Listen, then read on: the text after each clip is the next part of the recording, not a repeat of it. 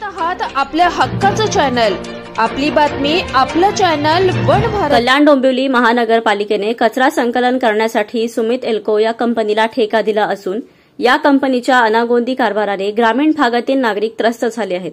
नागरिकांना ओला कचरा आणि सुका कचरा वेगळा करण्यास सांगितले जाते, मात्र नंतर हा कचरा एकाच गाडीत टाकण्यात येतो। या कंत्राटदाराच्या कामगारांनी कचरा घेण्यासाठी पैसे मागितल्याचा आरोप माजी उपमहापौर मोरेश्वर भोईर यांनी केला असून यामुळे सुमित कंपनी वादाच्या भोवऱ्यात सापडली असून असं काही झालंच नाही। मात्र या प्रकरणाची शहानिशा करणार असल्याचे स्पष्टीकरण केडीएमसीचे उपस्वच्छता अधिकारी विक्रम गायकवाड यांनी दिले आहे। गेल्या 5 वर्षात कल्याण डोंबिवली महानगरपालिकेच्या निवडणुका झाल्या नसून नागरिकांना पायाभूत सुविधा देण्यात महापालिका अपयशी ठरत आहे।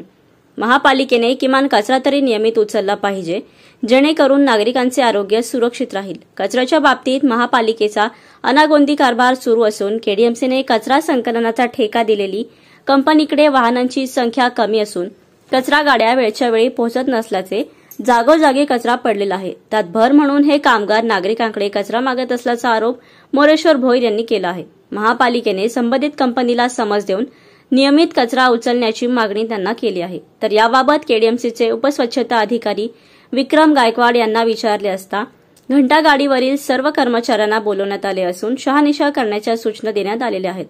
तसेच कचऱ्याचे वर्गीकरण देखील केले जात असून वर्गीकरण केलेला कचरा स्वतंत्र ठेवण्याची व्यवस्था देखील उपलब्ध असल्याचे त्यांनी सांगितले। कल्याण डोंबिवली महानगरपालिकेने गेल्या मागील 5 वर्ष निवडणुका झालेल्या नाहीयेत। स्थानिक लोकांना ज्या पायाभूत सुविधा मिळाल्या पाहिजेत ते कुठल्याच सुविधा मिळत नाहीयेत।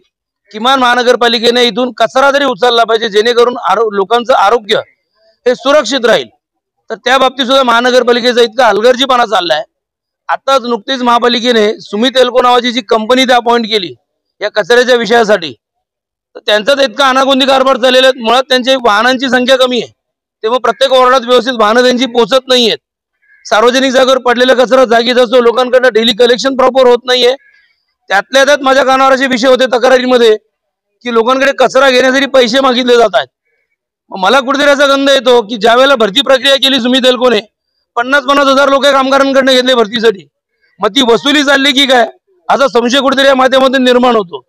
आमची एकच माफक अपेक्षा आहे, कल्याण डोंबिवली महानगरपालिकेने बाकी आम्हाला पायाभूत सुविधा देत नाहीत, किमान लोकांचं इथल्या सामान्य लोकांचं आरोग्य तरी धोक्यात घालू नये आणि कचरा वेळेवर उचलला गेला पाहिजे। आणि जे कोणी संबंधित अधिकारी असतील किंवा कर्मचारी असतील, कधी संबंधित कंपनी असेल, त्यांना काहीतरी एखादी सक्तीची सूचना किंवा एखादी नोटीस दिली पाहिजे, जेणेकरून असा प्रकार पुन्हा घडणार नाही। नागरिकांकडे हा जो काय जिजिया कर चाललाय पैसे मागण्याचा, तो प्रकार घडला नाही पाहिजे। लोकांना सुविधा इथं मिळाली पाहिजे आणि यात कुठेतरी भर म्हणून आमच्या कल्याण डोंबिवली महापालिकेचे अधिकारी सुद्धा लोकांना दम देत आहेत। मुळात मागे जी गाडी दिसते या गाडीत कचरा सेग्रिगेट केलेला नाहीये, परंतु ज्या वेळेला पैशांच्या विषयात गोंधळ निर्माण होतो त्यावेळेला लोकांना सांगितलं जर कचरा वेगळा केला तरच आम्ही घेणार। 4 दिवस इथून कचरा घेतला नाहीये, 4 दिवस लोकांनी घरात कचरा ठेवायचा का?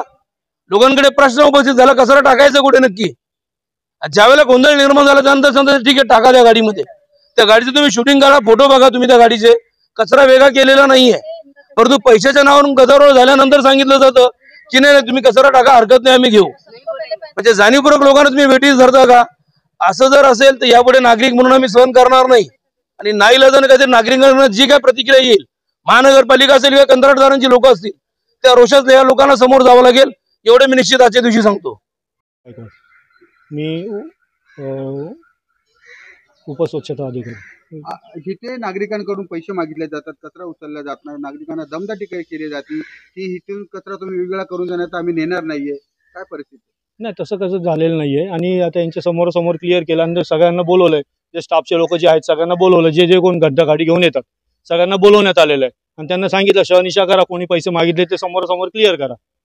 बरं, कचरा वेगळा करून मागितला जातो, कचरा वेगळा करायची आहे का आपल्याकडे गाडीमध्ये? हो, गाडीमध्ये व्यवस्था आहे, ओला कचरा सुका कचरा व्यवस्था आहे आणि त्या 4 प्रकारचे करायचे, ओला कचरा, सुका कचरा, कागद, काच आणि कापड असं वेगवेगळे घ्यायची, त्यासाठी आपण बॅग लावण्याची व्यवस्था केली गेले 8 दिवसापासून।